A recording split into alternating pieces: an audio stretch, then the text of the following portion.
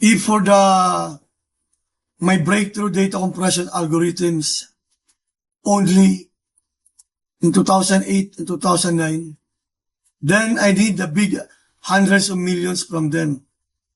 Even a few billions of dollars from them, may breakthrough compression algorithms. Z standard.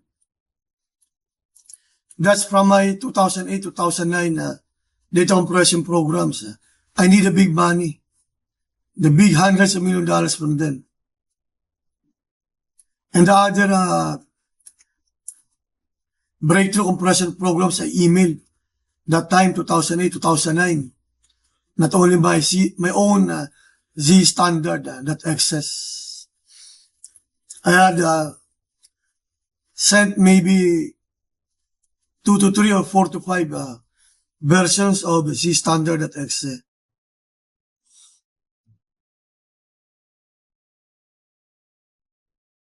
Even if the Z standard wasn't mine, I own Facebook in the 1970s, and I developed that Z standard at Excel on Facebook. I co-developed that in 1970s and early 80s. But yun nga, most probably, siyempre nakita nila yung Z standard ko. That Excel email to them. Or, yun nga, who got my emails. Who controlled my emailings that time, my computer. I was using Gmail. I think I also first used Hotmail email server, email service that time. And also Yahoo, of course. So I want big money for my breakthrough compression algorithm sent in 2008-2009. Immediately send me or talk to me, message me that I will be paid, that the tech giants will be paying me from those breakthrough compression algorithms from me. That I actually owned them in the 1970s, early 80s. I created them, started them up. I started them up in the 1970s and early 80s.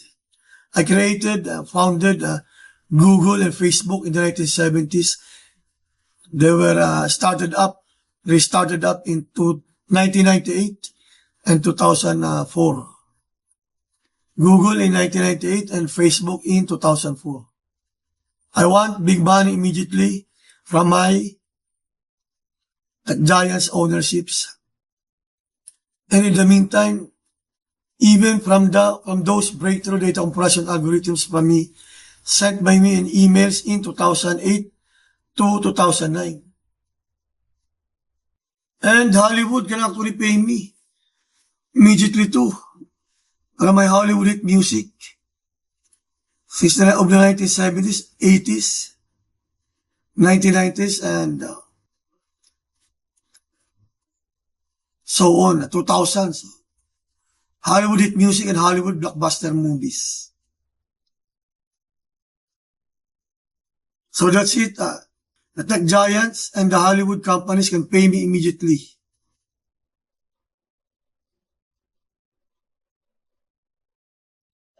So, is it possible that Facebook C standard was the one I sent in 2008 to 2009, which they reverse engineered and recoded in C language? One of my data compression programs sent, perhaps named C standard exe, which is also very fast.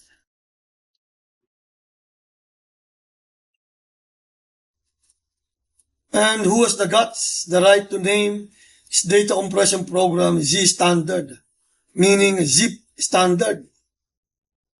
I said me, only me, because I already did that for the zip standard in the 1970s in PK Zip's data compression format and InfoZip. So in 2008 to 2009, I did that. I created and developed a data compression program named zstandard.exe. But as I've said, I was not a professional software developer at the time.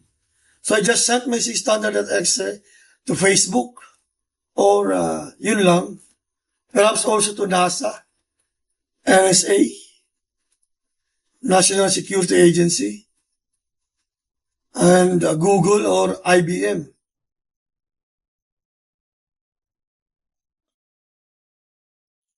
But still, we can ask him, ayun nga, what if C Standard became IBM's or owned by IBM or Google's or Microsoft's? At that time, mostly command line interface programming lang ako. I was able to program maybe 2 to 3 Windows GUI apps. Meron din Windows GUI apps.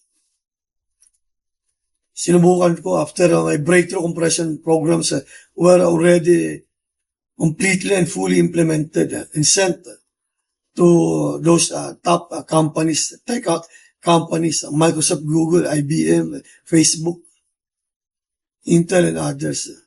And also NASA, or ESA, NSA, and also most possibly, also FBI and CIA and others. D-Wave, the quantum computing company D-Wave, also emailed. And then yun nga, eBay. But let's consider the fact that Facebook already had a zstandard.exe in the 1970s and 80s. Actually, I knew that for a fact.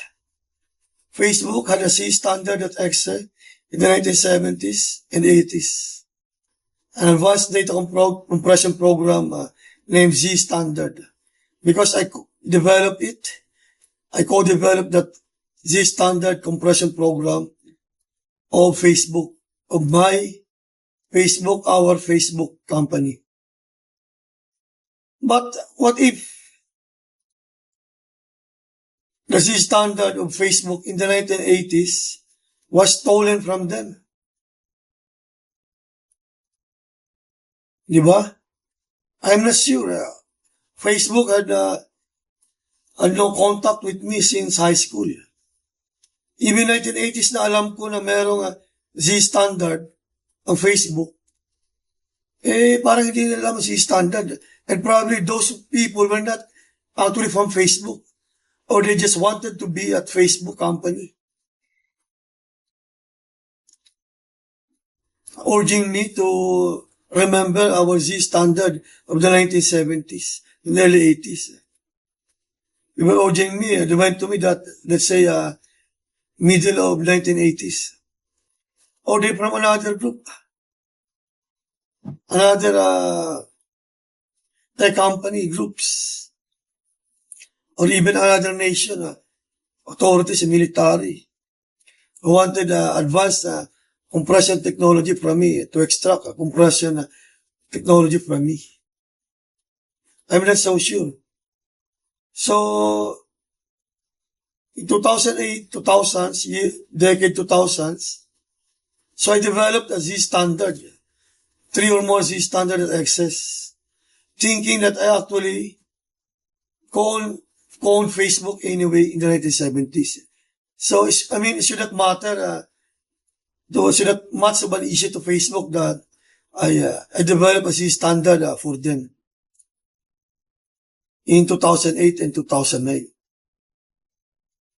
However, it is me, an ordinary citizen, non-Facebook employee or shareholder of Facebook in 2008, 2009, they should have paid me. And even most, especially if I was a former Facebook company scientist or programmer developer of Facebook, they should have paid me in 2008 and 2009. So that's very simple to understand. They should have paid me some hundreds of millions of dollars immediately from those breakthrough compression algorithms.